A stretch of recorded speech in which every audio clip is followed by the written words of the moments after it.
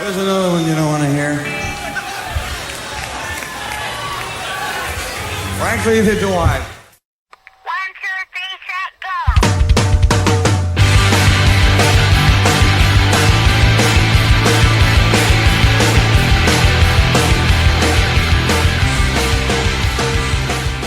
Hello and welcome to episode 32 of the Power Chord Hour podcast. Thank you so much for checking it out. As always, I'm your host, Anthony Merchant, welcoming you to another episode of the show. My apologies, no new one last week. I had all intentions to, and then, you know what? I got in the middle of the woods and just kind of started doing outdoorsy things, and it was kind of an unintentional vacation, we should say. I planned on doing the show, and it just didn't happen, had no reception, never got back home. But it was very nice to get out there in the wilderness. Hung out in a cabin with my uncle for a week. We had a place, did some canoeing, did some hiking, and lots of outdoor things. It is the one. I don't want to say the one nice thing because nothing's really good about the pandemic.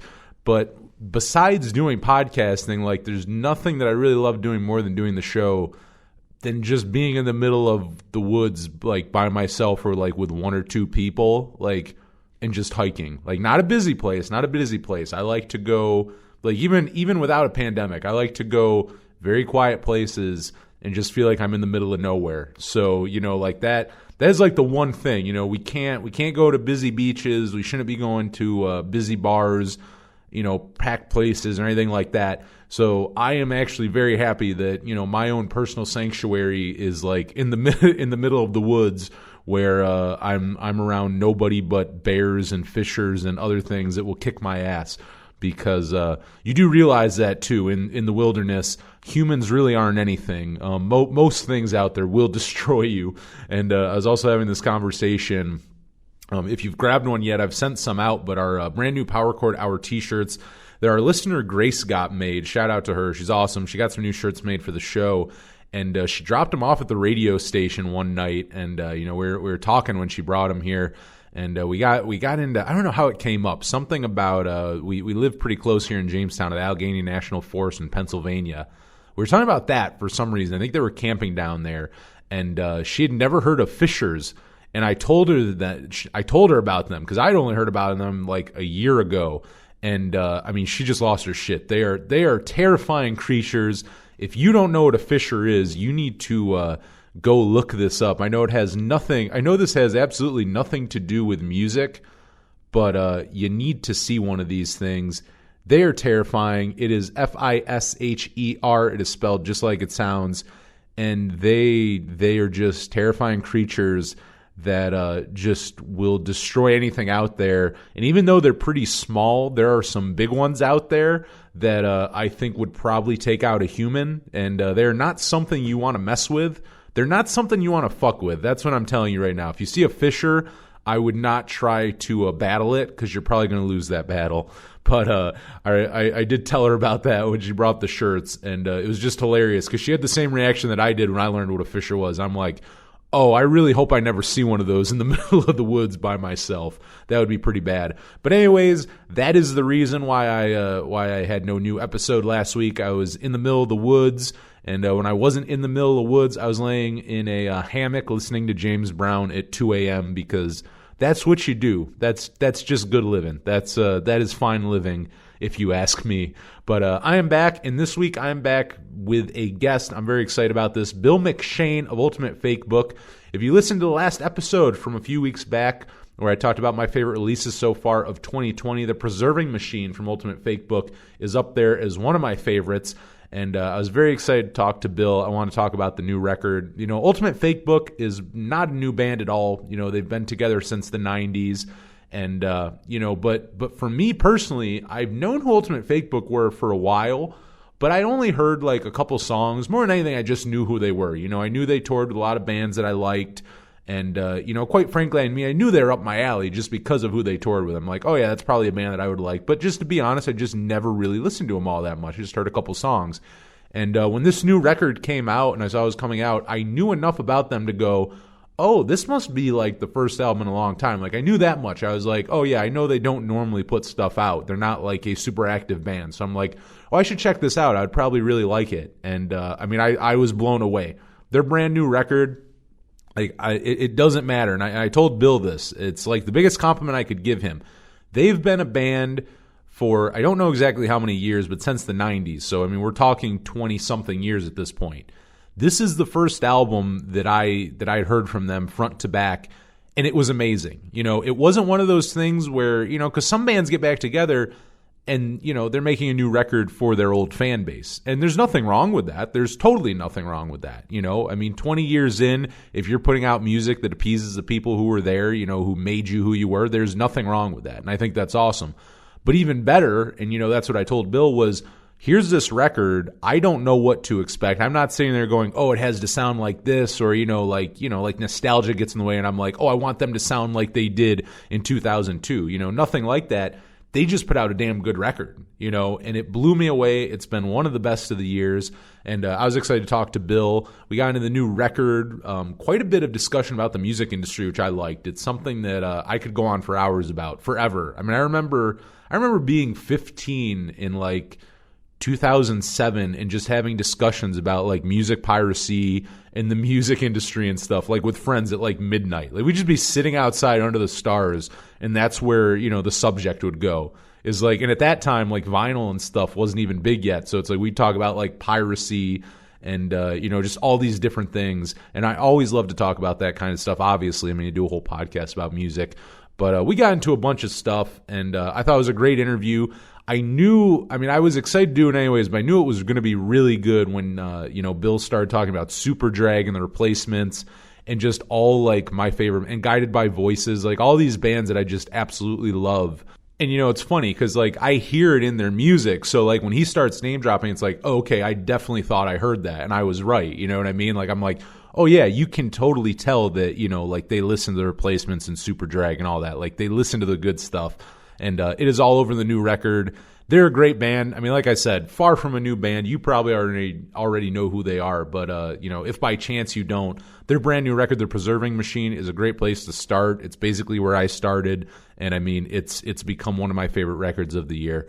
So check it out. But before that, check out my interview with Bill McShane right now. I'll play it for you, and we'll play some Ultimate Fakebook afterwards. But here's my interview right here on the Power Chord Hour podcast. Right now on the Power Chord Hour, we're talking to Ultimate Fakebook singer and guitarist Bill McShane. And just a few months back, the band released their first new album in years. It is called The Preserving Machine. I mean, if you listen to the show, I've been playing lots off of it. It has quickly become one of my favorites of 2020. And been excited to talk about it. We're going to get into the new record and what the band is up to. So, Bill, man, how are you? I'm doing good. Thanks for having us on. I've been really excited. I mean, this is, like I said, this is a favorite so far of the year. Up there is one of my favorites. And, I got to say, like, I've known of Ultimate Fakebook, but to be honest, this was, like, really the first one that I really jumped on. I kind of discovered you guys a few years ago. And this one just really has gotten me in there. And like prior to recording it, I know it's been quite a while. Like when was the initial idea to put out a new Ultimate Fakebook record? When did that idea start coming? Like when was it like, all right, we're actually going to put out some new music now? Yeah, basically, it was a couple of years ago, and I'd had these ideas for some songs. I was starting to get the itch to, do some home recording. I've kind of messed around with that since our band broke up in 2003. I've just kind of recorded little projects here and there, nothing too big. And so I was kind of getting the itch to record again, and I just kind of had this wave of new songs come at me, and it took me a minute, and then I had to sit there and be like, wow, I really think these are Ultimate Fakebook songs, like specifically, and that's the type of thing that, as a band, we would never say, hey, we're going to go make new music unless we felt very strongly about the songs and very strongly that we could make a great record. So it was quite a big deal to be like, for myself to be like, wow, I actually think this stuff is pretty good, and I feel like it's part of our story, and it's basically about us, these songs, and I felt strongly. So 2 years ago was when when the first song started coming. So what I did was I just demoed everything and started sending them to the guys, and it just kind of went from there. Nice. I mean, it does seem like you guys kind of picked up where you left off. I mean, it seems like nothing's been lost in between. And I mean, outside of Ultimate Fakebook, I mean, I know you said you're doing some home recording. Have you done much outside of Ultimate Fakebook, like in between, or no? Just kind of like more like kind of fun screwing around stuff for yourself. Well, all I did was, I had this side project band that I started with Tony Saxton and from Motion City Soundtrack, and and also Pat from Limbeck, because those are guys that lived out here, in the LA area. Once I moved out here, and so we all just would be talking, and we were like, oh, we should get together and play just every now and then. It was the whole idea, like the idea was not to go on any kind of tours or anything, but hey, we could easily just keep playing these clubs all through LA and the LA area. Or, we had something set up at one point. We were going to do sort of this residency at a casino outside of Las Vegas. So it was just going to be kind of for fun, but, music that was original, And the idea with that band was sort of like, almost like, like a straight up pop band, like the Wonders from That Thing You Do. Yeah. It's like kind of catchy, fun, different singers.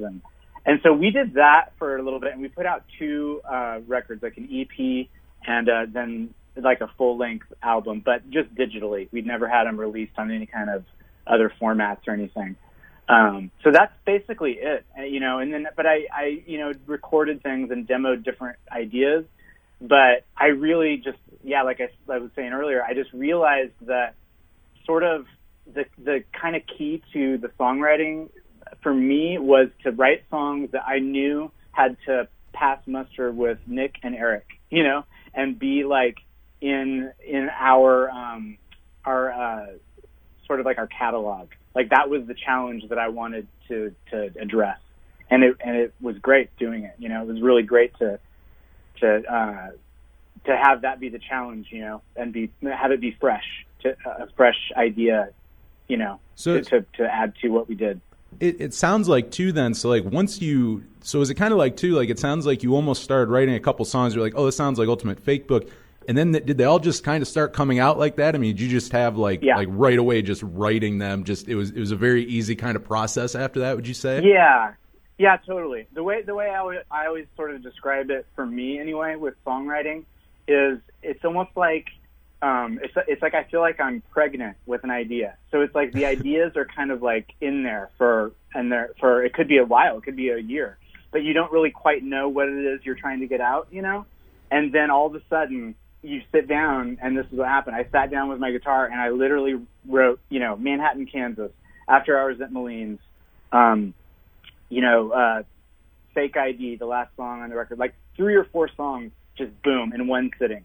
And that's how it always used to be for me too, back in the day with Ultimate Fakebook. I'd just sit on the couch and, you're not even trying, and then next thing you know, you've got 4 songs that you're like, whoa, those are pretty good songs. And so it was like that. So it was like the ideas, I think, had been gestating or whatever in my mind, for a while. Yeah. And then it was literally a matter of sitting down and what it was too, it was, because this is kind of key. It was me being like, okay, it's all right if they're Ultimate Fakebook songs. Like, it's okay. I actually wanted them to sound like our old sound. I didn't, I'm into different stuff since then. I knew all of us are into all this kind of stuff. But the idea was making it sound like what I knew we didn't get out back in the day, like when we broke up. And like what I knew we sort of had in us. And we have lots of influences, and I always knew that we had another really great record in us, and I think I had to just allow myself to kind of get into that headspace, that it's okay, that it sounds like, Ultimate Fakebook back in our style and everything. It doesn't have to be some new, trendy, whatever all the kids are doing now kind of thing, Yeah. And that was key, and that was part of the inspiration, made it really, really fun that way. That is interesting. Like, as far as your writing goes, like kind of post Ultimate Fakebook, then do you sometimes have that where you would write things outside where you're like like obviously where you must have had times you're like, this sounds too much like Ultimate Fakebook, or I don't want to write in that way. Like, was that something you had to kind of get out of sometimes? Well, yeah, sort of. You know, like a couple of certain kinds of drum beats or certain kinds of melodies. You know, like I kind of got known for doing this falsetto voice thing, which is just happened by accident and never was like a plan, but just ended up being the way I sort of sang a lot of my melodies and stuff.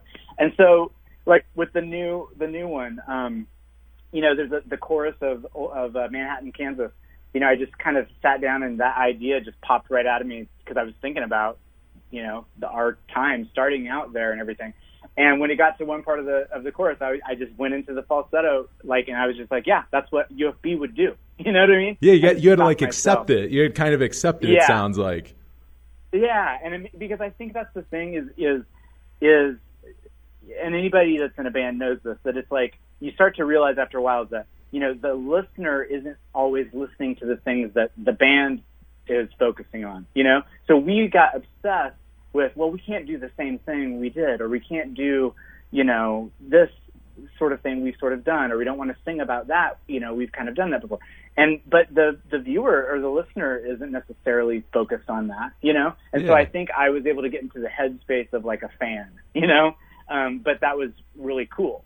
For this project, to be in the headspace of like, what does like an Ultimate Fakebook fucking party sound like? You know, what is a Ultimate Fakebook show want to be? You know, and I don't know. That was So I think that on other things I wouldn't have done certain lyrics or certain little bits of musical flair because it would be exactly what Ultimate Fakebook used to do. Whereas on this, I steered hard into that. You know, I wanted big drum fills that everyone wants to air drum to, because our drummer Eric is this amazing drummer, and you know, we're all that's the type of guys we are. We're like the guys in the kitchen air drumming and rocky air guitaring, you know, to the super drag. You know, so I wanted to make that kind of a record, you know, instead of feeling like, oh, well, we have to, you know, act our age, or we have to, you know, be a certain, you know, new style that has progressed. I was like, no, I want bangers, you know? Yeah. Yeah. And I think it worked too. Like, it doesn't, like, you listen to it, and like I said, like truly, I think the biggest compliment that I could give you on the record is like, I knew who you guys were, and I've heard a few songs before, but this is like the first full length of you guys that I've listened to. So I'm not like someone who's like, you know, I have preconceived notions, or I'm like, it needs to sound this way or that. It's like, I listen to it and I go, no, this is just a great record. Like, there's no, like, it doesn't sound like it comes from a certain era or anything like that. It's like, this is just really good. Plus, actually, it's cool. Yeah, that's awesome. Thank you. Yeah, and that's what I guess I'm saying too. As you know, as speaking as like a guy who's like, you know, 46 now. You know, it's like I'm obviously no young rock and roller. You know, it's like sometimes you got to like look and just be honest with what it is you do and you are. You know, and I think that's what this record is. It's us knowing what we are and who we are. And whereas, you know, your first record, that just comes out, you're just lucky to get it recorded. You know, you're just like, thank God we got in the studio and got this thing recorded. And then, you know, you get picked up by a label and they put it out and go, oh my God, great. And then you got to follow that one up. And so then you're sort of, you know, your head is mixed up in what you think people expect, or you want to do something that they aren't going to expect or whatever. And this was just fully me knowing who we are deep down, knowing that I wanted to preserve and like I wanted there to be like a document of our time in the band and with our fans, because it was something that was very special, you know, to all of us and anybody that kind of followed us and kept up with all that.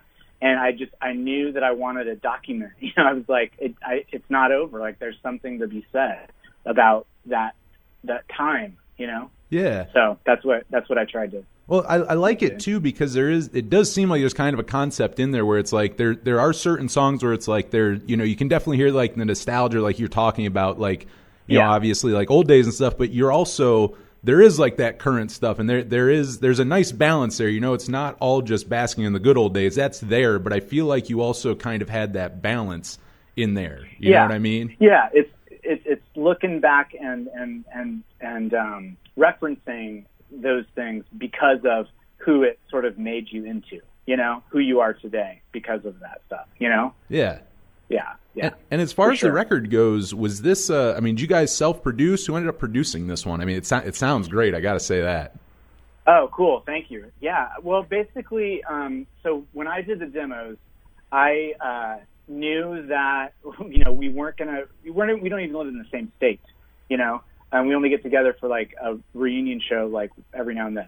So I knew that probably what I'm recording for my demos are basically my parts, like, oh, yeah. So everything I did, all my vocals, all my guitars, all the extra keyboards and strings and bells and whistles, all that stuff I did on the demos, and they're in the demos. And so then Nick and Eric went into actual studios, and Eric recorded with Ed Rose, who produced our first albums, and he's super well known in Kansas for like he's legendary. Kids and yeah, totally. Touche, Amore, all sorts of really great bands. He did all of our stuff back in the day. And so Eric recorded his drums with Ed, and then Nick recorded at a different studio all his bass parts. And so then we gave all of my demo material and their parts to Jamie Wolford, who many people may know as the singer of the band The Stereo. A great, very underrated band. Yeah, super amazing pop band that we toured with back in the day too. Oh, he was nice. in the Impossibles and all sorts of stuff. And he is now a record producer. He just produced the Smoking Popes last record and some other pretty good stuff down. And he's got like a studio in Arizona. And so I think I can't remember if I sent him a demo or whatever, but it was amazing. He replied back right away. And he said, I am producing this record. Don't send this to anybody else. Don't even think about sending it to anybody else. No one else is going to put in the time and care and passion that I will. I am doing this record. You can't say no. That is fucking awesome. Like, yeah. I was like, wow. Okay. All right. Okay, man. And so, yeah, that I knew that he was right, that nobody else would be that passionate. As what he was saying there. So then we sent everything to him. He gets all of our bits, and then he did his magic, and made it sound amazing, So in a way, I did take a little credit to say that, I produced it and then he kind of co-produced it. And the only reason I felt like saying that, well, one, because it's like, who cares? We're all not like we're big rock stars anyway. It just sounds fun to say that I produced it. No, get that credit because I did like the demo. I mean, it's like I did so much on those demos, that it's like meaning if there's something that somebody hates, it's like it's my fault. It's my point. I don't want someone else to have to take the fall for how we did everything on it, because it basically was us just taking my demos and then adding to it, Yeah. And that's what was great. Like Jamie, he said right away, he's like, yeah, you don't even need a producer. You just need somebody to mix the shit out of this. He's like, these songs are there, that you have everything ready to go, So that was cool. So it was collaborative in the sense that he got on board with the vision right away. So there wasn't any kind of clashing of visions or anything like that. So. And have you, it sounds like you've done, you said like you've kind of played around with like home recording and stuff. And it obviously, you know some stuff by the sounds of the record. Have you produced or worked with like anyone else, or do you mostly just work on your own stuff? Or have you ever worked behind the scenes for any other bands? No, I've never worked with any other band. It's fun, but it is funny because Nick and Eric, in Ultimate Fakebook, they were in this other band after UFB broke up, and I would always tell them that I wanted to produce their album because they put out like 4 or 5 records, but I would see them live and I knew them, and I was just like, these are great, but I want to produce your record. That was the only band that I felt strongly about. But it's the same with Ultimate Fakebook. It's like, I know I had a vision for what the record should be. And so I would only say that if it's like, I knew the music so well, that that's how I felt. So yeah, but I feel like, I learned a little bit about home recording, not much, but enough to, get the things recorded and get a demo that sounds okay. But, I think that I learned a lot just by being an editor, from what I've been doing since I stopped doing music full time. So I really feel like that could be where I kind of picked up. It was a lot easier to pick up some of the technical stuff and stuff like that. That's cool that you can use that, from that kind of pick the skills you've taken from that, doing editing, and then using it for that. That's kind of nice. Yeah. And I mean, how long did it end up, with everything, with you writing the stuff, recording, and then sending it to Jamie? Like, I mean, how long did that all take to, get the whole record done? Well, it's that, and first of all, that's the thing that drives me crazy, is how long it takes. I'm the most impatient person ever when it comes to creative things. So basically, I demoed all of the songs, so wrote and recorded everything that you hear over 1 month. And it was like basically my wife and kids, it was in the summer of 2018. And they were in Kansas, for summer vacation at grandma's basically. And so I stay here because my job's in Burbank and everything. And so they were gone for a month, and I recorded every single night and every weekend, just nonstop. And that's how I basically got the whole thing done. So it was 1 month of me doing my stuff.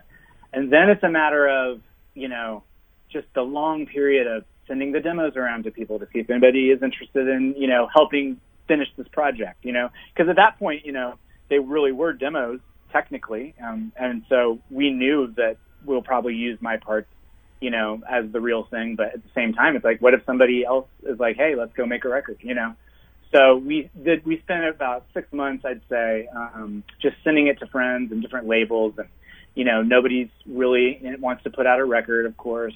Nobody wants to do anything, So that went for a while. Then it's a matter of, okay, now we're like, okay, well, we're just going to finish this record. And so then I'd say, 6 months of figuring out, when can Nick and Eric get into a studio to go record their things over a couple of weekends? And when can we get this, it takes a little bit, everything takes so much time, So then it was a matter of, we did hook up with a label, Sonic Ritual, that ended up putting it out and everything. But then it's, a matter of months before we can get all those ducks in a row for it to finally come out. So it was driving me crazy, because it's like, I'm kind of the type of person, I'm like, well, if you're not even going to be on like a big label, or anything, that's the beauty of the fact that everybody's just recording on their computers and throwing it up on the internet anyway. Like, that's the point, take out all the bullshit, all the stuff that sucks. Get the instant gratification, kind of like, it's totally done and you can put it out in the world. Yeah. Totally. Yeah. And that's me. I'm just super impatient. I'm really glad that it came out the way it did, because I think it turned out perfect. I'm glad we found a great producer, in Jamie, and mixing it and everything. I'm glad that we took the time to get Eric, and in with Ed Rose, for the old days, and just everything turned out perfect. But it is a little nuts when I think of how long it takes, to get a record to the out there. Well, and to be able to, because like you said, I mean, it sounds like right away you're like, this is what I want. This is like, you knew it. Like, it didn't sound like you needed a lot of time with like toying with things or anything like that. Like, you kind of knew what you wanted to do. So I can totally see where you get that done, and now it's like, now it's just a waiting game. That's right, basically totally what it sounds like. But, totally. Yeah, and not only like, just to get it sort of out. It's like we don't even have a band at that time. We don't have like a website. We don't have hardly any kind of presence anywhere. We're basically, because our band, broke up at the beginning of like all the, internet stuff kind of starting, really. I mean, as far as like really getting going, in the early 2000s. Oh, so yeah, that's true. We don't have like yeah, totally. So we didn't have like a infrastructure whatsoever. So there's all those kinds of things to consider too. Like, okay, well, how are we going to get this out there? Okay, well, now then we got to make sure we can tell people about it. Oh, we got to make sure that we, just have all this stuff ready to go. So it took a while, because we knew that we would want to play some shows, at the very least in Kansas, where we're from, where we got our start and everything. We wanted to we knew that we would make a record and go back to the home sort of towns and have at least a couple of shows, so it was a matter of having to make sure we had the schedule worked out to do that and everything. So And then, and like I mean, because like you said too, I mean, how I mean, for one, just social media being a different thing, how you record records, I mean, labels, how things are released. Like when putting this together, was it shocking when it was time to do it, or were you already prepared? You're like, yeah, things are going to be like like you already kind of knew, like, yeah, this is like a totally different monster than it was from like back in the day of like how to release and record music and all that. Yeah, no, it wasn't a shock. It wasn't a shock at all. You know, even the fact that me knowing that I'm, you know, all these guitar parts that, like, literally, there's not one amp used on this entire record. That's all. Oh my God. That's all Logic guitar amps. You know, that's all impressive. Digital. The keyboards. There's one real piano. At the very, very beginning, the intro song is me recording myself on my piano that's in my house. Everything else, guitar-wise, piano-wise, little bells, you know, string, all just MIDI, you know. Really? Nothing fancy. Yeah, totally. But that's what I mean by the fact that I think that it helped that I'm an editor now. I know how to deal with stuff, you know. Like, I know how to use plugins. I know how to use to any sound, make it turn into what you need it to be and want it to be, you know. Yeah. So that wasn't shocking. You know, nothing was really shocking about how we kind of put it together. It all went exactly how we expected. And in fact, I would say we got a bigger response, and you know, than we probably even thought we would have. You know, like that's one of the things, I guess, when you ask what's a shock, it's kind of shocking to us that even anybody remembers our band, you know, from back then, and that they still kind of ask us if we're going to play some shows, or, you know, like we got asked to play with the Descendants last year, and stuff like that. So just the sort of endurance of it kind of surprises us a little bit. But the thing is, that's what makes us want to even keep doing more things. We're like, if somebody cares about our music, that's like amazing, you know, like we'd be jerks to be like, oh yeah, we don't do that anymore, or I'm kidding, I couldn't be bothered. It's like, are you kidding me? That's amazing. That's fun. So now anything we do is all about, because it's for fun, you know. And that's why these songs and this record, I wanted it to be about our band and about our fans and about the time, because it's like, now it's just about it's about what was that, you know, looking back and being like, oh, okay, I see what it was. It was all of us finding friends that we're going to be friends with for the rest of our lives. You know, it was a time that we thought we had these huge dreams to be rock and rollers that are, you know, touring the world forever and doing nothing but making music. And that's gonna be enough. But it's like, we realized that you look back and you're like, just making music with friends, you know, is literally what it is about, you know. That's so interesting. Now it's fun to just have it, only care about it in that way, you know. I think it's interesting because it sounds too then like that's probably like lyrically and stuff, like those are probably songs then you could only up until recently probably write, because you have to have that, you know, you have to be able to look back and have enough time. Like, I assume you didn't have that clarity, you know, maybe even like say 5 years ago you may not have, you know, like been able to write something like this. Yeah, absolutely. Yeah, totally. You know, and I think that in a way that's why, that in my mind, that's what, you know, some of our later material, basically our last full-length record we put out, I don't know, I don't really think back as fondly about that record as the first two. And now I know why. It's because it was written while, you know, we were touring our asses off. I mean, we toured nonstop for 5 years straight. And so it's like, I didn't have enough time to have life, you know, accumulate, you know. Yeah, then you run out of things to write songs about, I feel like, too. Yeah. Well, oh, sorry, what did you say? I couldn't hear you. Oh, no, I was just saying, like you were saying, too, when the band becomes, like, the full thing and, like, you know, you're just touring nonstop, too, I would think you would also, like, as far as inspiration goes and, like, topics to write about and whatnot, like, you're not living, you know what I mean? You're not living as much, probably kind of in that bubble more. Totally, and getting burnt out, you know, like not realizing it at the time, but then now we can see it's like, man, I mean, that's why I, you know, called the plug, or, you know, hit the brakes on the band, or whatever you want to call it, you know, was just straight up burnout, you know. That's cool. So, you can go back now though, and like it's not like it's good now. Like that, that it seems like a lot of that's gone. It's like no, it's for fun again. Yeah, totally. And I believe as well that I feel that this is our strongest record. I mean, granted, I think that there's stuff that you do when you start off as a band, and you're or any kind of musician. I'm sure like your first couple of records. Usually that's where the real gems are. Of just because you're discovering what you want to do and everything. But I really do feel that as far as making a strong record, that this is our strongest. And it's because of life we finally got to live some life, and that was the ingredient that I think got missing. No, I think people don't think about that, and it's something that I probably don't even think of. But it's like it makes total sense. It's like if all you're doing is touring, promoting, and just back. It's like you really don't have, you don't have time to like have those experiences to write about. You already wrote about them on the first two records, so people don't think about that. It's kind of a refresher. Right. Like sometimes I think artists probably need that, and maybe people just don't realize that. Yeah, totally. And there's plenty of different types of bands. Like maybe there's a band where their style is to just lyrically or whatever is just to write about all these different things that they're observing. They write about the world, they write about this.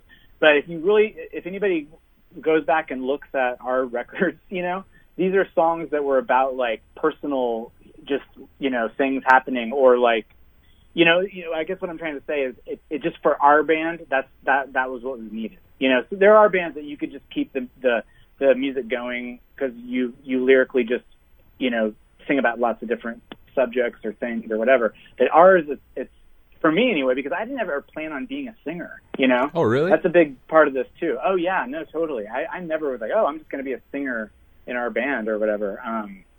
We were like a 4-piece a million years ago, and I was just a guitar player with Nick and these two other guys. And then the existing singer quit the band. And me and Nick had kind of wanted to change the style of the band anyway. We didn't sound like what we sound like now. And so we had studio time booked with Ed Rose. And so me and Nick didn't want to lose that studio time. And so we were like, what if I started singing, because I was writing the songs anyway, and we'll just, it's not like I couldn't sing. It's like I could sing harmonies or whatever. But we were like, what if I'm just a singer and we're just a 3-piece? What if we just go do it and see what it sounds like? And we did it, and the rest is history. We just kind of stayed that way. But so the reason I bring up that story, though, is to talk about needing the songs to be a certain kind of expression. I can't just get up and, like sing about anything. It'd be very hard for me to sing someone else's lyrics, for instance. Oh no, that makes total sense. Even is where I'm kind of going with this. Yeah. Oh no, it makes total sense. Even listening to the new record, it's like there's personal lyrics on there. Even just references and stuff like you were talking about. It's like you have extremely personal like lyrics. You're like, oh yeah, like he's writing about life, things he's experienced. It's not like characters you're making up or anything like that. It's like, oh yeah, like that's just someone like that, which I like lyrics like that. So once again, it's like if someone needs a refresher for that, I'd rather not have an album for a while and get something really solid than I'm just going to keep writing about the same thing I did at 19 for 3 records now. Totally. But totally. I want to talk about two. I know you've put out so far 2 music videos for the songs, and I love the first one you guys put out for After Hours at Maline's. I thought it was great, and also just I got to say the shout out. I was already liking the album, and then when you name drop Super Drag, I'm like, oh yeah, okay, I'm into this. But the video's great. It's hilarious, and one thing you guys did too. It's like I feel like we've hit a time where with music videos, it's a lot of like live footage and stuff like that. We don't really get music videos anymore. And this one actually like it's an actual music video. Like who came up with the concept and everything for this? It was great. I love it. People don't do music videos like that great. Anymore. Yeah, no, that's awesome. Thanks, man. I think we were just spitballing ways to. I'm trying to remember what the initial idea was. Because in the video, for anybody that hasn't seen it, it's sort of like we go on a talk show, but like say we were on like the Tonight Show or Jimmy Fallon or something. But this is like a public access TV, no one's watching, super low-fi one. because we thought we were just imagining that the guy has no idea who we are, obviously, because no one knows who we are. But yet we think we're the biggest rock stars ever, and so I can't remember where we came up with the idea, but we just realized that that's something we could do in one room. At one point we were like, we can go get this little studio at the place where the guy that put out our record, where he works. And we were like, okay, how can we do this? Oh, we could get a desk. And so I think it just kind of went from there. And also just the fact that, like you said, that the song, it's all about references. Like where I think we were trying to count at one point, there's like 50 or something references. Wow. Because it's like, and that song too, it's like, that was the first one I demoed. It was just to get the ball rolling. And I thought for sure Nick and Eric would just laugh and it would be a joke song and we probably wouldn't put it on the record. And everybody that we played our demos for said that was their favorite song. And it just like goes to show that if you're writing songs and you're trying to be so serious and come up with the best thing ever, and then people just go, yeah, it's okay. And then something that you just think is a joke and you're just like, no one's going to like this. It's so dumb. That works. That's the hit single. That's what this whole project was just finding that zone of just like not thinking so hard, Yeah. So anyway, I got off track a little bit, but I was just saying how there's all these references, and it's because that's part of the thing where I just felt really strongly that I was like, some people think we're an emo band, for God's sake. It's like, we are so not an emo band. We listen to Superdrag. We listen to Kiss. We listen to Sloan. We love Spinal Tap. We like rock and roll. And so Eric Moline, our drummer, he's the epitome of all that stuff. He's this huge music fan. He worked at a radio station in Kansas, the college radio station. He worked at a record store. He was in all these different bands. He's like this badass drummer. You go to his house, he's playing you records. He's playing you, Spinal Tap. He's showing you all these crazy comedians. He's just a guy that loves pop culture. And so I was like, I wanted a song that I wanted there to be so many references, and so there you go. No, it's solid. I mean, I do want to say that too. Like what I'd like about you guys is that, it sounds like there's different influences and stuff. Like it's not like you're just listening to like one thing and the music just sounds like that. Like you listen to it, it's like, oh yeah, these guys you can like pick out like, oh, they're listening to this and that and stuff. Like was that always intentional? Like do you always want that? Like we don't want to be a straight up whatever. We don't want to be just a power pop band or just a pop punk band or just a punk band or an alternative band. Like was that always kind of a thing to be like, let's kind of mesh this stuff together? A little bit. I mean, this is how I would answer that, is we listened to all sorts of stuff, like everything, right? So we didn't, but I know for a fact, me and Nick, especially since we started before we got Eric involved, we always used to say, we were like, I want to be a band that has, 3 records that establishes who they are, because back in that day when we started, this was like late 90s, and it was like the whole thing was, every band was trying to be the next Radiohead, or like trying to, pull a Beatles move where, their next album is the White Album. It's just gone so crazy. Like everybody was doing that. And we were like, I just want to see a good band, that just like, I want to go see a band live and I get their record and it's great. And then their next record's great. Same thing. It's like, okay, you know what I mean? We wanted a groove going. But that being said, we did, when we got signed to Epic, we were hoping that, because the idea was they were going to re-release This Will Be Laughing Week, that record that we'd already put out on an indie label. They were going to re-release that, and then we would go into the studio and make a new record. And the top producer that on our wish list was John Bryan, who did Amy Mann and all these, super alternative-y, like power pop kind of, Fiona Apple, totally nothing hard rocking at all, like far away from hard rock, but we loved his production style, So we did want to expand things for sure, and we definitely had bigger aspirations than just only guitars, drums, and bass on every single thing. But I'm just saying, I don't want to make it sound like, we were ready to jump into there being, harpsichord on things quite yet, even though we listened to Rufus Wainwright and, all these poppy dudes. We wanted to establish ourselves as a rock band for sure, That makes sense. Like I said too, I like the meshing of it all. I like that it's not just like one thing. I feel like do you feel like that sound too? And I know like some of the bands you toured with back in the day, but like with your sound, I mean, like, was it ever difficult to find bands you could play with, or did you have it more? Because I also look at it and go, I feel like because of your different things, you guys could play with a different array of bands. Was it more like that? Like, could you play with kind of different genres and whatnot? Yeah, we definitely played with tons of different genres, as far as live shows. And I think the reason that we could fit in with just about anybody was because, like, let's say it's going to be a bunch of like hard, like even a couple of actual hardcore bands with punk bands, and then us, and then like a ska band. But we didn't seem, we could play with like super punk, type stuff because you could see our attitude right away, and we didn't have any frills. We weren't like, hey, we're on a major label and we have, a song with piano on it, but live it's like, no, it's a guy bashing the shit out of his drum set and a guy on guitar and a guy on bass. That's what you're going to get. There's no frills, So I think that's why our attitude is what I think made us fit in.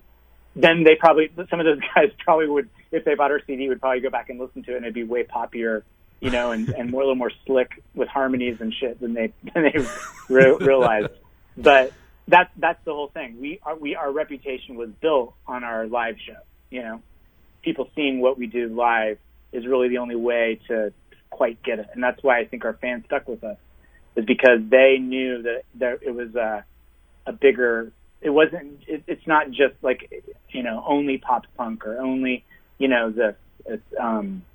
It's just sort of like an attitude. It's just sort of more of like a feel for how we are as rock guys. I don't know if that makes sense. There. No, it actually does. I mean, it kind of. I mean, it's basically like what I thought. It's like, yeah, you guys listen to all these different things and stuff, and it works. There's certain bands, and like I put you. I guess I don't even know who I would put you up with, but there are some bands where it's like, you just like, you're not just like leaning into one thing so much that like it works for you, because like that you can go play with different genres, you go play with different people, because there are like underlying similarities, and like you said too, the no frills stuff I think works too, because you're not doing pretentious shit. You're just like, yeah, we're just like a trio up here, like there's just guitar, bass, and drums, and it's like, if you like rock music, it's like we're just gonna be fucking loud. Right, exactly, and like what we didn't want to have happen, like, we came from the late 90s where it was like, still there's the talk of, if you sign to a major label, it's like, oh, you've sold out or whatever, Yeah. And we had the choice, would we have gone with, the sort of bigger indie label or Epic, and we chose to go with Epic. And because in our minds, it's like, we're not going to do anything differently. But what we didn't want to have happen was, we didn't want to be like some of those major label, radio type bands that you would see, and they were, cheesy and sort of like taking it too seriously. We still wanted to be guys in t-shirts, to set up our own gear, and didn't have any kind of, like, a lot of stuff was getting big though back in those days with major label bands, with like samples and like drum machines and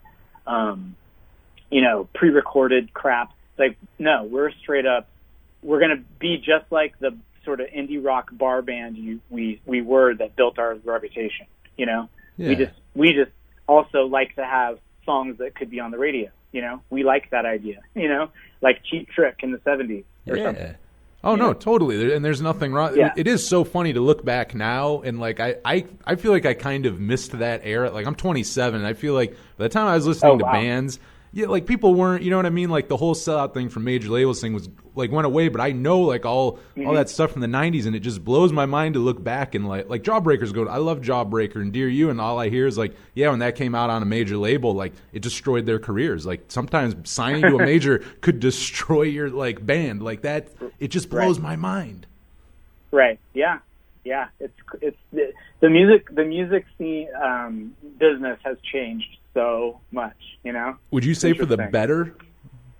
I couldn't even tell you. I mean, I guess I'm an old fart, so it's like, that's got to be said right, up front. So anybody listening, it's like, I don't know what the hell I'm talking about.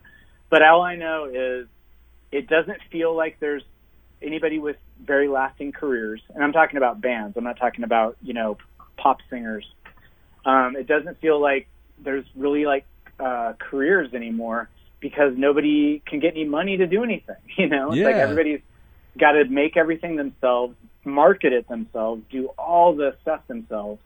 And so, there's plenty of good bands. I don't think there's any worse musicians or anything, but the business of it, it's like, just like Spotify, it's like, it's amazing. Of course I use it. I love it. Right. But it just blows my mind when I just think that it's like all this and none of the money is going to the band. It's just mind boggling, because it doesn't cost any cheaper. Like, that's the other thing that I think is a little bit, people don't quite understand. They think, you can record everything on your computer. Yeah, I'll tell you exactly how this all went down. I recorded everything on my computer. Did that cost any money for me? No. But I still had to pay somebody to mix it all. Still had to pay for mastering.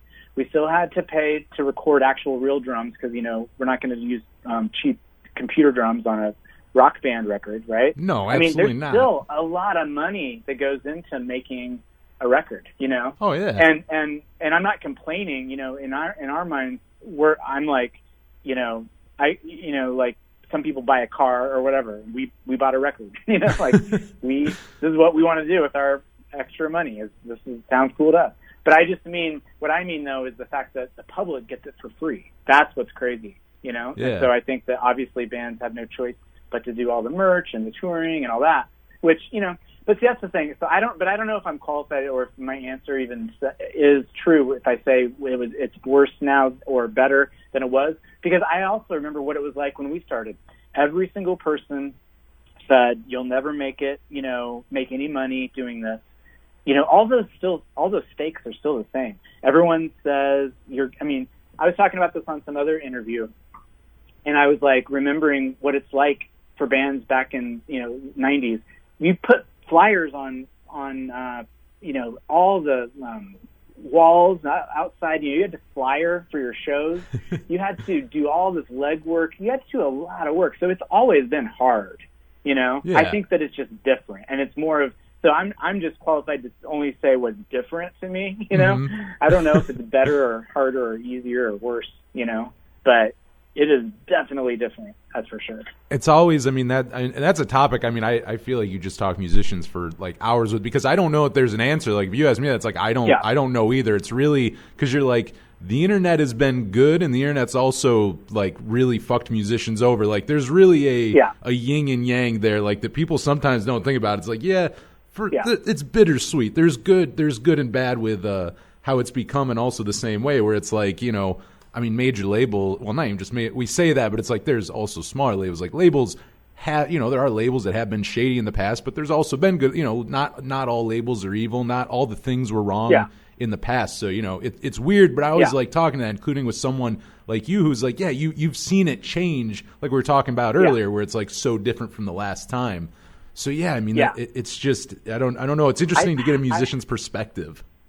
I think it's probably equal amount of hard. It's what people will have to do is just, it's just like us. When we started, you couldn't tell us that we weren't going to make it. Do you think we cared?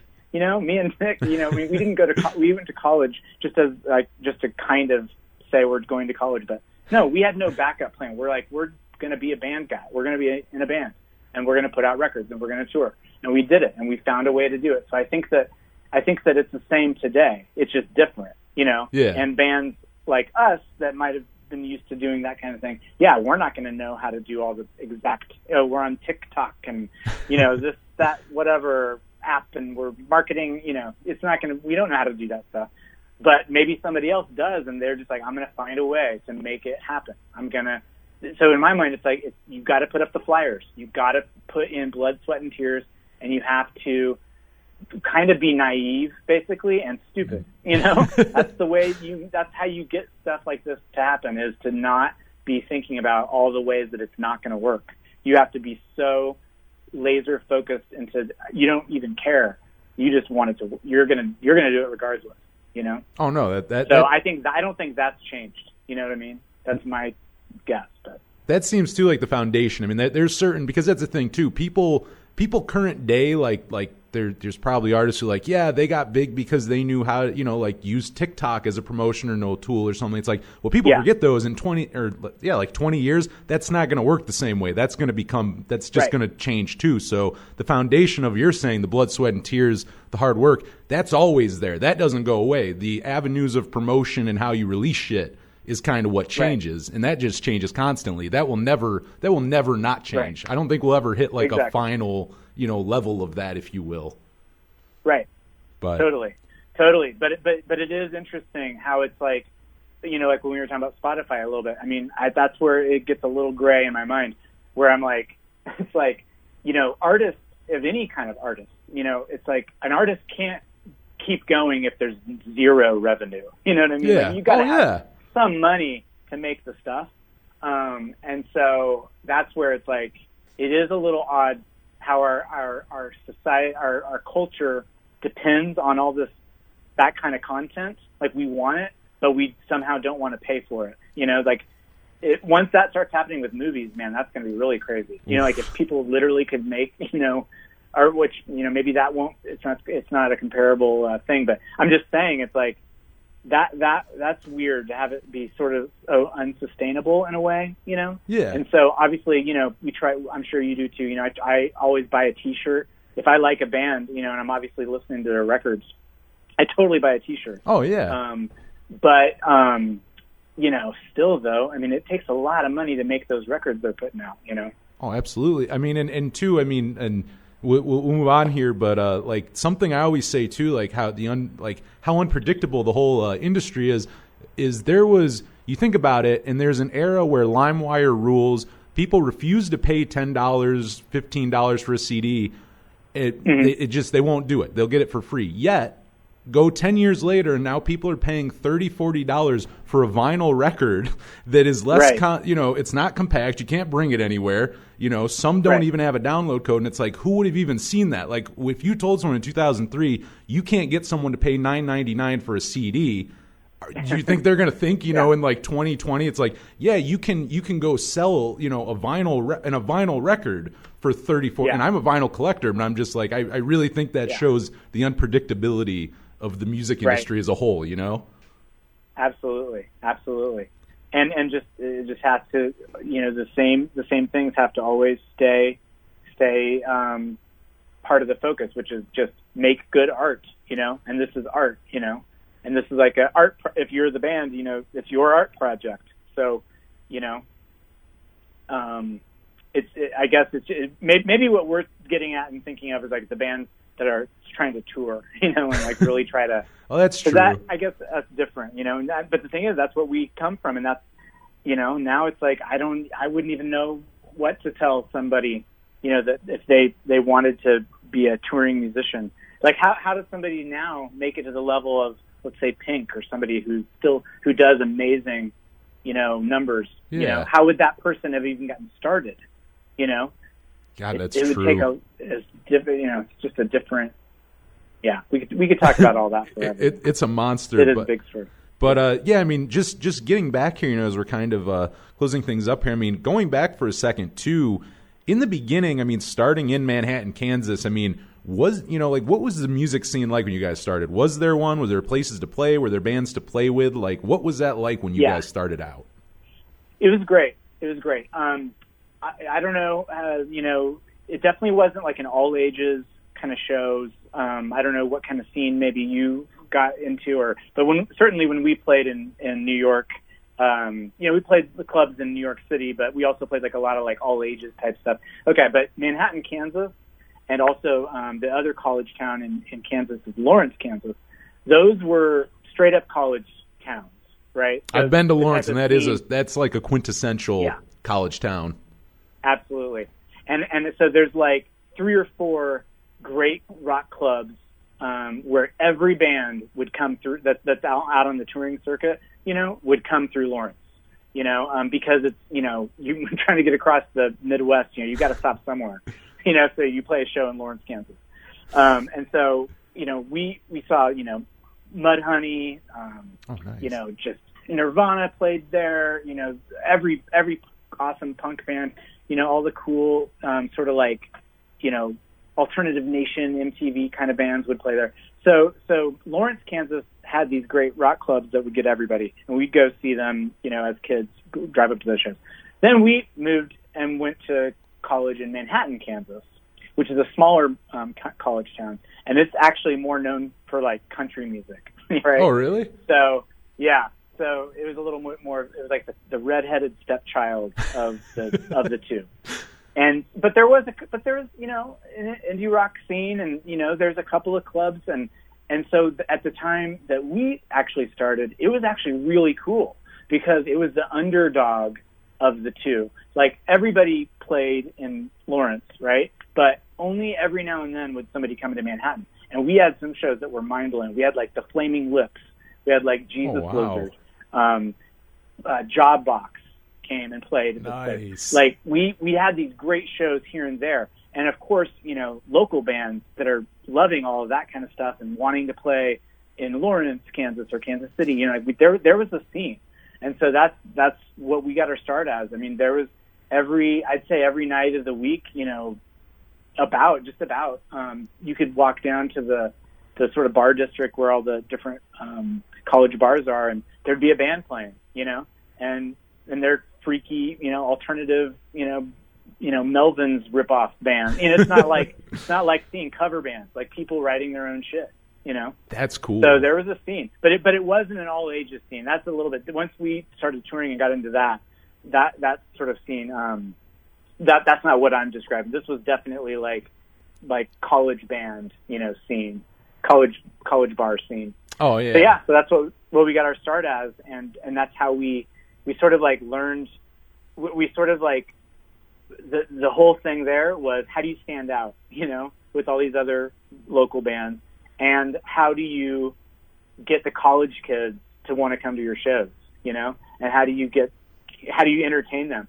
And that's the thing, is we were always going to see these bands play these, different shows, and we started getting bored of just like the riff rock, Yeah. and the like math rock, and the just like, it's like, okay, they're playing another 10-minute song here, and so we started like getting into the idea of like Guided by Voices. Yes. Short pop songs, but we're still all there drinking beer and just being silly. But we just want to go to a show and have fun, Yeah. And so that's how we got into sort of like pop, what we call pop. And so then we just kind of kept really becoming friends with any other band that was also like that just saw it as, pop music, like bands that would have liked the Replacements. Yes. More than my all-time favorite band. Oh yeah, fuck yeah. See, that's the vibe that we started getting going in Manhattan, Kansas. Was like that flavor of what a rock band is, in the Midwest sort of way, And there's this great bar there called Annie Mae's, and it feels like, you're going into the heart of the Replacements. Like, Here Comes the Regular is like Yes. on the radio every single night. It's like, and so that was the sort of scene. And I name dropped Annie Mae's in our song called Manhattan, Kansas too, for that very reason, just to like wanted to make a document of that time, because now looking back, it's like those are the days, just wanting to make this work. And wanting and be, but also that there was a scene, because you asked like, there was an actual scene, for God's sake.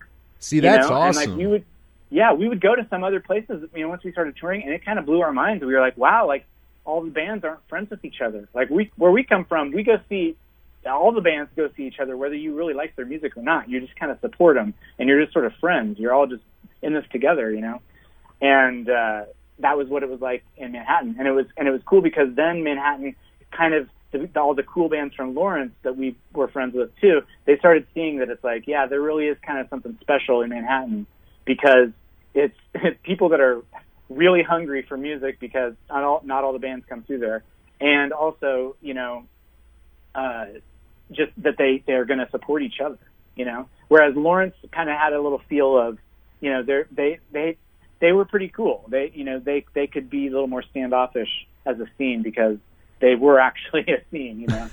So so it was cool.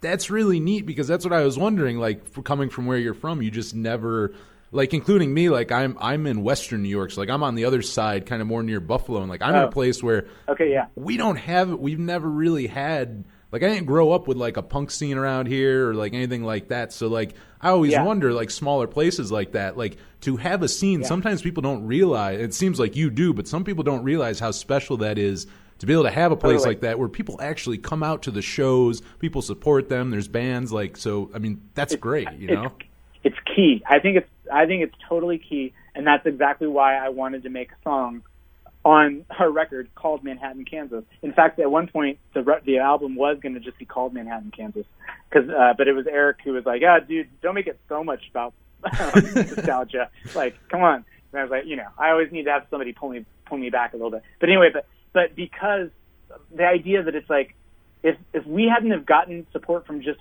fans and friends at those local shows, at that local level, we never would have made it to New York, you know? Yeah. We never would have made it down the highway.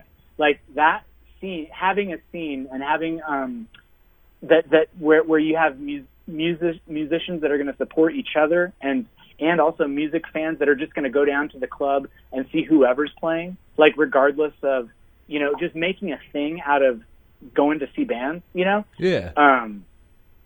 I think that's key into creating good bands, you know? Oh, absolutely. Personally. But again, I'm old fashioned. No, I think a scene's important still. Yeah. Because, you know, like, then I moved to LA, and I love LA, right? But as far as like what it's like interacting with other musicians and stuff here, completely different, you know? Like, if you want to practice, you go rent a practice space, you know? If you want to, and somebody's got to check their schedule, you know, and everybody's, some people have to get paid just to have their time. You know, it's so much professionalism that it kills any seeds of starting something from the ground up that's going to be organic and real, you know? Yeah. Like, in the Midwest, it's like you're practicing in your basement, you know? You're the guy on bass is the dude that you're like, hey, you know, your buddy, come play bass. You know, like, it's not as professional. You need to have that sort of, like, that starting point, I feel like, where everybody can kind of fight their way out, you know? Oh, absolutely. No, I think that's important for, and still today, that goes back with the timeless stuff, the foundation. It's like how you promote, how you get the word out, how you release the music may change, but like there's foundations and shit that just, no matter what you do, if you don't have those, you're not going anywhere. They're just, you need something like that, you know? Yeah, but, absolutely. As far as now, though, with like the new songs, I take it, have any of these been played live, or no? You guys, I take it, haven't played anything fucking before this got released. Yeah, no, totally. We had 2 shows booked that were going to happen this summer, but obviously those did not happen. So we have not gotten together and played any of these songs. Yeah, that's another thing that's kind of funny if you think about the fact that you're listening to that record and we've never been in the same room playing those songs together. You know? Damn. Like, ever. You know? But technically some of the songs have been performed live because I did some Zoom or, you know, kind of FaceTime, whatever you call it, interview or show or something where a couple of different people played songs, and so I played all new songs, so I played a handful of them live. So I can technically say some of them have been played live. Oh wait, well, that was Quarantunes, wasn't it? You did Quarantunes, if I remember correctly. Weren't you on that? Yeah, I did a couple, and I'm blanking on who it was with. One of them was something from the East Coast that had it was like a chair, sort of like they had like a bunch of different people playing throughout a couple of days or something. And then I did one that was with some other friends, you know, like other music band guy friends but I can't remember what that was for. I mean, how it is seems that? like a million years ago. I got to ask that too. Like, how is it performing in front of a computer? Like, has this been weird? Like, I know everyone's been doing it, and it's like I can see that being a little odd performing when you can't see anyone. Yeah, it definitely felt weird at first, but then it kind of becomes unweird, you know? Mm-hmm. Like, I think I would be much more nervous if I was doing like a solo gig in front of people. I think I would have been more nervous. Oh, really? You know? Yeah, I think so. Because, when you play like one song and it seems really odd, and then you're just kind of like singing to yourself, and you're just like, okay, you know? Oh, okay. Oh, then it just kind of, that it just feels like you're just playing in your room or something. It's like, okay, that's just kind of normal like that. That makes sense. Something like that. When you guys do get to play again full band, whenever the hell that is, no one really knows, but like, are there any songs off the record you're like looking most forward to playing live? I mean, some of these have such high energy that just I feel like a lot of these songs are gonna just be really good live, just really really good for that. Cool. Yeah. No. Absolutely. More so than like any other record we've done. Like, I really want to play songs off this new record. Definitely want to play pretty much like the whole first half of the record. You know, We're Sharing the Same Dream Tonight. That song was actually written about a wedding that all our band and all of our close friends went to in Spain a couple years ago, because one of our other good friends got married there, and it was just this amazing, amazing time. And so that song is sort of I just want to have that song be played live with all of our friends, because that's what it's about, you know. And then, you know, After Hours at Moline's, you know, of course, for sure. Manhattan, Kansas, for sure. Yes. Want to play that live. I feel like you could open a set with that, to be honest. That feels like a set opener in my opinion. Yeah, totally. So we're really looking forward. And so maybe that'll be, you know, one good thing about the fact that it'll have been longer than we would want it to be before we get to play again. You know, we'll know that everybody has a chance to definitely know the music, you know? Yeah, there's no excuse of that. Like, the music will have been out so long, it's like, nah, you've heard it. It's like, it ain't at the merch booth. It's been out a year now. Right, exactly. But, you know, as we're closing this up, man, you know, and it's funny because we were talking about earlier how, you know, back in the day, you didn't have as much social media and stuff. But as far as online goes, where can people find Ultimate Fakebook online? Where can they follow you, grab the music, you know, all that good stuff? Yeah. Well, we first thing for everyone to be sure to check is it's not Facebook. everybody rightfully so either they must not be musicians. We'll change it, or they just think that we're called, people that don't know, they'll think we're called Ultimate Facebook, which is funny because Facebook didn't exist, you know, back when we started the band, and so now we have a word in our band name that is completely hard for people to remember. So anyway, so it's Fakebook with a K, you know, we're on Twitter at UFB Rocks. We go by UFB, and that's, even though there's only two words in the band, we've always gone by UFB. And hardly anybody ever asks us why, but the reason I'll tell you is because all the classic rock bands have three letters, man. That's why. You got to have three. You can't just have it be two. Oh, I like that. Be UF. You got to be UFB, man. That rolls off the tongue better, too, UFB. Exactly. But that should tell you the type of guys we are.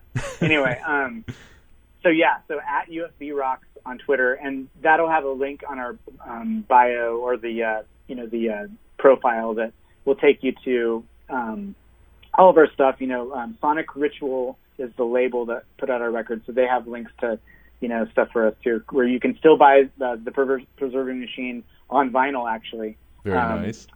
That I think that's not from Sonic Ritual exactly, but they have links to where you can get it. And so those are the best places to find us. Facebook, we're on there too, but we don't really have like a website. So. Well, that's cool. Yeah, I mean, there's a bunch of places. Check it out. You have, like I said, you got new 2 music videos out. You have a killer new record out, and we're gonna play some stuff off of it right now. This song is my favorite off the record. It just got a music video, so go check it out right now. Here's Manhattan, Kansas, right here on the Power Chord Hour.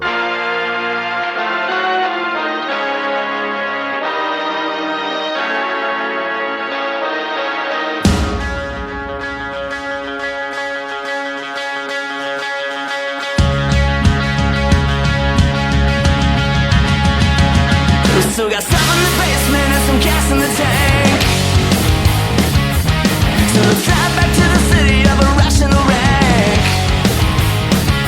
She said, do you wanna come? Thought you'd never leave. Baby, I got our memories. And that New York scene ain't cool, as they say. I really wanna be a man in Kansas. I really wanna be a man in Kansas. We didn't wanna come with me, which is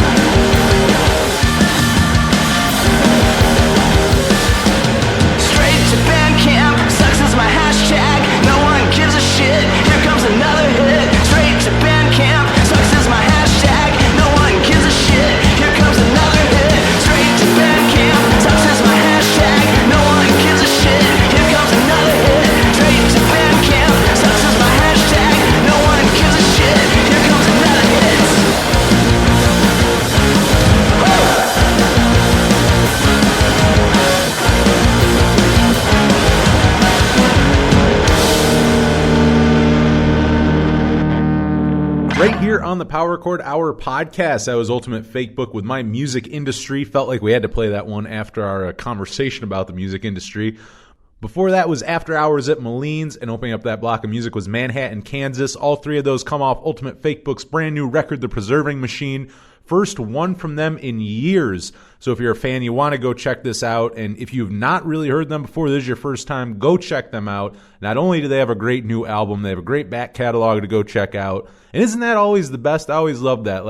I love finding new bands, but I also love finding bands who I hadn't heard before who, have been around for a while, who have a whole back catalog to go discover. That's the greatest thing. There's a lot of bands like that where you end up having a whole thing to go back through, and it's like these are one of these bands. We're in a pandemic. You have nothing else to do. You know what I mean? Get into some new music and go back and check out the stuff you missed, and that's exactly what you do with them. Go follow them. Go check out the new music. Can't thank Bill enough coming on the show. Was so excited to have him on. Meant to have him on sooner, but happy we got him on here. And that is going to be this week's episode. Thank you so much for tuning in. I'll be back next week. It is hard to believe, but with another rundown for a month. It is going to be the August rundown. I feel like I just did the July rundown like a couple weeks ago, but I mean, it's already almost fall. It's insane.